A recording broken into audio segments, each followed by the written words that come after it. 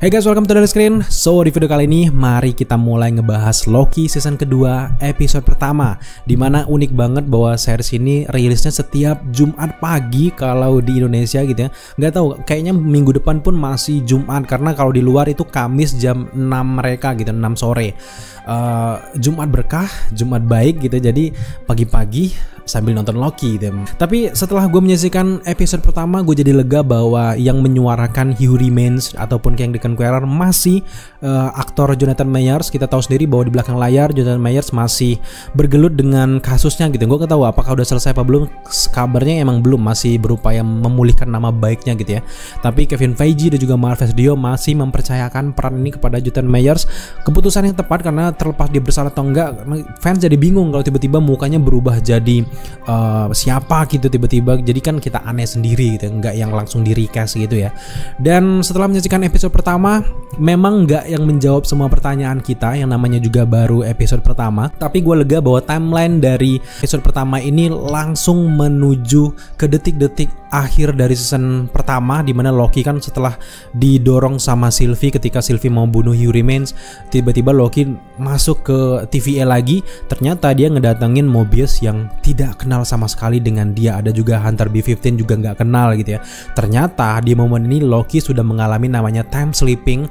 Dia nih tergelincir, terpleset di ruang dan juga waktu gitu. Dia bisa kembali ke masa sekarang, masa lalu, dan juga masa depan. Unik banget gitu ya.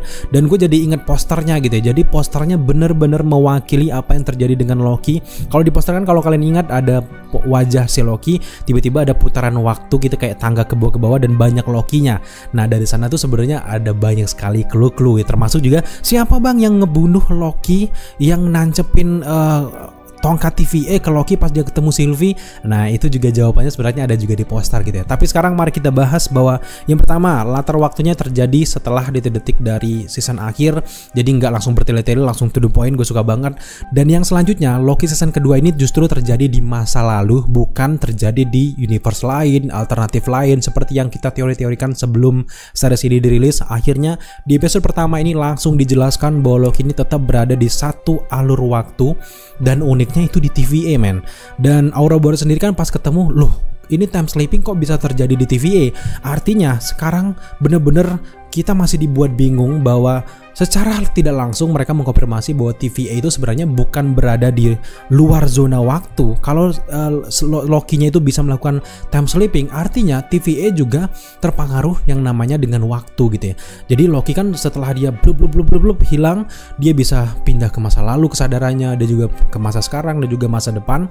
Dan itu sih yang masih diperiksa oleh Ouroboros. Sejauh ini kita belum bisa menyimpulkan kalau TVA ini juga termasuk ke dalam aliran waktu. Kita belum bisa menyimpulkan segitunya, karena kita juga sempat melihat beberapa ada temporal loom di sana, tempat mereka membuat secret timeline. Jadi kita masih sangat bingung apakah memang terpengaruh waktu atau enggak, atau cuman si sosok Loki-nya aja ini karena dia udah ke akhir zaman itu, ke tempat ketemu Hugh Remains itu, makanya dia terjadi namanya time sleeping. Meskipun di TVA dia tetap bisa kembali ke momen masa lalu, masa sekarang, dan masa depan. Di poin selanjutnya, dari episode pertama ini kita juga langsung tahu sebenarnya Hugh Remains itu sebenarnya adalah narsis banget di masa lalu. Justru dia menaruh patung dengan wajahnya sendiri di kantor TVA, bukannya timekeeper seperti yang kita lihat di awal season pertama dari Loki. Nah, di sini kita jadi tahu sebenarnya setelah terjadinya Multiverse Wars, Hugh Remains ini membuat TVA bersama dengan Ravonna Renslayer. Jadi ini menarik banget karena setelah Loki mendengar beberapa percakapan di rekaman ruang sidang tersebut, ada suara Ravonna Renslayer bersama dengan Hugh Remains, dan itu akurat banget dengan yang ada dalam komiknya. Ravonna ini kan sebenarnya bucin banget sama Kang Deacon Quarrer. Jadi kayaknya salah satu pencetus untuk membentuk TVA itu juga adalah ada andilnya Ravonna Renslayer sebelum si Hugh Remains ini mencuci semua otak dari anggota TVA ataupun menghilangkan ingatan masa lalu dari anggota TVA, termasuk juga dengan Ravonna Renslayer yang juga dihilangkan ingatannya sama si Hugh Remains. Padahal memang Ravonna kan udah membantu Hugh Remains dalam membentuk TVA dan juga mengalahkan beberapa varian-varian dari Hugh Remains. Gue nggak tahu alasannya kenapa.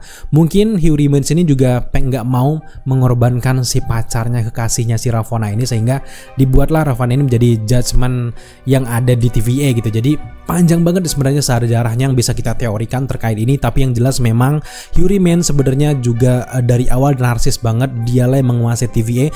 Entah mengapa tiba-tiba di masa sekarang justru dia menghapus semua eksistensi dirinya yang ada di kantor TVA, justru mengubahnya menjadi sosok ikon ataupun brand ambasadornya, yaitu Timekeepers.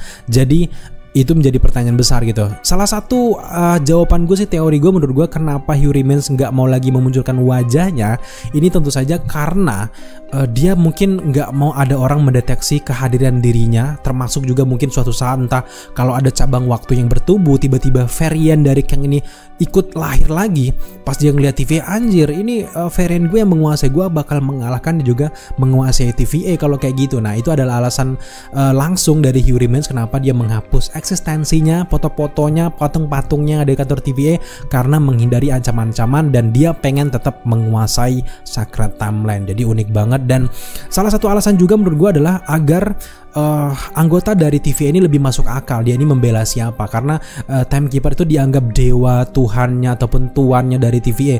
Tapi tiba-tiba kalau ada mukanya si Yuri Mans mungkin kurang masuk akal kayak gitu, karena cuma satu orang gitu. Jadi kayak seolah-olah kayak ini memonopoli gitu. Tapi kalau ada Timekeepers yang jumlahnya ada 3 orang itu, masuk akal bagi TVA dan juga otak mereka bahwa mereka mengabdi untuk memangkas setiap waktu demi untuk membuat multiverse ini menjadi damai gitu. Dan di poin selanjutnya, setelah kita menyelesaikan episode pertama ini, seperti yang kita singgung di awal, kita akhirnya menyadari bahwa waktu sebenarnya memang ada di TVA.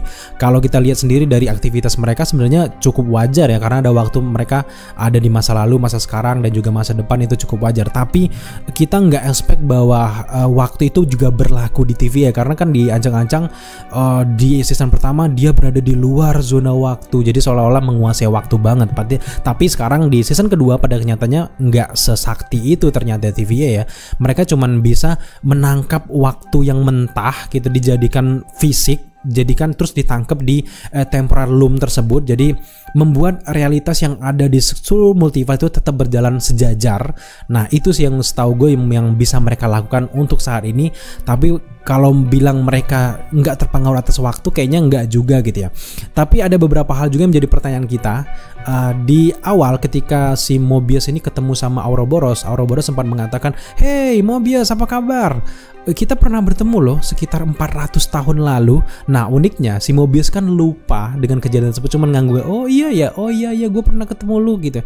Nah itu menandakan secara langsung bahwa semua anggota dari TVA itu dicuci otaknya, dihilangkan ingatannya oleh Yuri Mans, kecuali dengan Ouroboros. Karena bahaya banget gitu kalau Yuri Mans menghilangkan ingatan dari Ouroboros, bisa kacau gitu ya teknologi dari TVA gitu. Jadi satu-satunya orang yang tidak dihapus ingatannya tentu saja si Ouroboros ini. Jadi semuanya hilang ingatan, tapi Ouroboros enggak. Jadi kita masih sangat bingung apakah kalau melihat 400 tahun lalu kita pernah bertemu, kayaknya memang waktu memang beneran ada di TVA gitu ya, karena mereka masih ngomongin soal masa lalu. Jadi ya sejauh ini gue menyimpulkan bahwa TVA masih terjerat dalam lintasan waktu, bukan di luar zona waktu. Baru episode pertama gitu ya, jangan menyimpulkan dulu sebenarnya. Tapi gue cukup yakin dengan hal itu dan apa yang pengen diceritakan oleh Loki season kedua. Di poin selanjutnya, setelah kita menyaksikan Loki season kedua ini, kita jadi tahu ada yang namanya istilah ataupun alat yang namanya temporal loom, di mana temporal loom ini guna menangkap ataupun membuat timeline itu menjadi sacred timeline ataupun satu garis suci aja, nggak yang bercabang-cabang. Jadi gunanya mereka ini memang membentuk agar waktu itu nggak berantakan, nggak kayak spaghetti kayak yang diceritakan beberapa film-film sebelah gitu ya. Dan ternyata di episode pertama ini kita langsung tahu setelah Sylvie membunuh Yuri Mans, akhirnya membuat para TVA ini menjadi tugasnya menjadi kacau balau. Dan karena kacau balau dan kesadarannya mulai kembali lagi dari anggota TVA ini, membuat mereka ini tidak menjalankan fungsi dan juga tugas mereka sebagaimana mestinya, sehingga membentuk cabang-cabang timeline akhirnya tumbuh terus karena nggak dipangkas gitu. Jadi sangat masuk akal ketika di akhir dari season pertama kenapa multiverse jadi kacau balau, karena ya anggota TVA-nya nggak menjalankan fungsi dengan sangat baik. Dan di sini kita diperlihatkan ruangan temporal loom ini, Ouroboros yang paling tahu dengan ruangan ini, dan ternyata di sini kita lihat kacau banget guys. Dimana kan temporal loom ini memang dibuat untuk satu garis waktu aja, tiba-tiba banyak cabang, ini akan meledak dan akan mengurai gitu, cepat atau lambat akan mengurai kan. kan. Dan kita juga sempat melihat di beberapa tayangan klip-klip di promosi dari series Loki season kedua ini, ada juga beberapa momen dimana banyak sekali barang-barang yang terurai, dan itu gue tebak itu berada di masa depan, dimana memang multiverse ini tidak bisa dicegah, yang akhirnya akan terjadi multiverse war lagi, yang juga akan men-set up film Kang Dynasty ataupun Secret Wars ke depannya. Jadi unik, dan juga Loki ini menjadi gerbang kejadian multiverse yang ada di MCU. Tapi memang pada intinya kita di sini akhirnya melihat Temporal Loom, dan kita akan melihat bagaimana Loki diselamatkan dari time sleepingnya. Tapi gue nggak yakin sebenarnya kalau Loki masih bisa bebas dari time sleepingnya itu, meskipun memang sudah berhasil ditarik oleh alatnya si Mobius itu. Tapi gue belum yakin bahwa dia benar-benar sembuh, karena ada beberapa adegan yang ada di klip yang sebenarnya belum muncul di episode pertama, tapi Loki sedang melakukan time loop di sana, time sleeping maksudnya. Wah, itu masih sangat penasaran sih menurut gua. Di poin selanjutnya, akhirnya juga kita di sini melihat bagaimana Loki tergelincir ke masa depan. Justru dia melihat Sylvie yang sedang terjebak di dalam lift. Nah, ini kayak bukan ramalan ya, benar-benar terjadi di masa depan. Dan setelah kejadian dari episode pertama ini, setelah Loki dianggap bebas lah dari time sleeping, mereka akhirnya kan memutuskan untuk mencari Sylvie. Jadi mereka akan kembali ke tahun 1982, dan juga nantinya juga bakal bertemu dengan Victor Timely. Itu adalah salah satu misi mereka juga, selain menemukan Victor Timely, juga mencari Sylvie, karena Sylvie menjadi kunci utama bagaimana mereka bisa menyelamatkan TVA dan juga multiverse ini agar menjadi sacred timeline lagi. Dan juga terkait dengan time sleeping ini, karena Sylvie juga udah ada di akhir zaman ketika bertemu sama si Hugh Remains, gue curiga bahwa Sylvie juga mengalami fenomena yang namanya time sleeping ya. Tapi memang di sini mungkin belum diperlihatkan, dan juga masih sangat dirahasiakan di trailer. Jadi kita akan melihat bagaimana perpaduan kekuatan antara Sylvie dan juga Loki mungkin masih menggunakan konsep time sleeping ini. Jadi kita benar-benar penasaran. Intinya adalah mereka ke depan akan mencari Hugh Remains. Yang pertama tentu saja menemukan si Sylvie dulu. Si Sylvie di sini kita lihat di ending dia pergi di tahun 1982, justru pergi ke kota Broxton, di mana di Broxton ini dia justru melihat kedamaian gitu. Setelah dia membunuh Hugh Remains, dia akhirnya merasa lega selega-leganya untuk pertama kalinya, karena misinya sudah selesai, nggak ada lagi hal yang bisa ia lakukan, dan juga dia pasrah dan dia memutuskan untuk tinggal di sini. Gue nggak tahu apakah mungkin ada dua Loki di universe ini, tapi yang jelas kita fokus saja untuk Loki yang time sleeping ini ya, Loki yang utama gitu ya. Dan di sini akhirnya kita bisa menebak bahwa nanti Sylvie bekerja untuk McDonald gitu, karena mungkin dia nggak sanggup bayar semua makanan yang dia pesan di akhir dari episode pertama ini, akhirnya membuat si Sylvie ini jadi pegawainya McDonald gitu. Sejak saat itu Sylvie menganggap bahwa dunia baik-baik saja, sampai di satu momen Sylvie akan melihat bahwa ada universe yang terurai.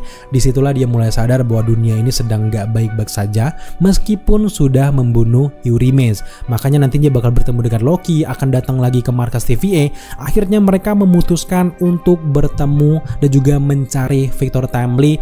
Kebetulan di sana juga mereka akan bertemu dengan Revenant Renslayer, karena Revenant Renslayer yang misinya mencari kebebasan ini ternyata bertemu dengan si varian dari Kang lagi, memulai dari awal lagi. Termasuk juga mereka akan bertemu dengan Miss Minute lagi, dan Victor Timely akan benar-benar mengancam di akhir-akhir dari season kedua Loki ini nanti guys. Dan ya, sejauh ini mungkin hanya itu saja yang bisa kita dapatkan dari episode pertama, tapi gue senang di sini banyak sekali easter egg. Salah satu easter egg andalan gue di episode pertama ini adalah pintu dari Temporal Loom itu bener-bener easter egg untuk X-Men ataupun mutant yang ada di Fox Universe. Gila, itu mirip banget, dan itu kayaknya bener-bener referensi untuk pintu dari Profesor Xavier. Gue masih curiga dan juga punya teori di kepala gue, jangan-jangan pintu ini memang milik dari Profesor X dan digunakan oleh Kang, karena kan Kang kan terkenal mencuri beberapa teknologi-teknologi di setiap masa, di setiap zaman. Nah, dia tempatkanlah teknologi dari X-Men ini, ruangan dari Profesor Xavier itu, untuk menjadi Temporal Loom. Jadi ya, intinya kehadiran dari easter egg ini tentu saja sebagai kemunculan ataupun awal-awal tanda-tanda kemunculan dari X-Men di MCU.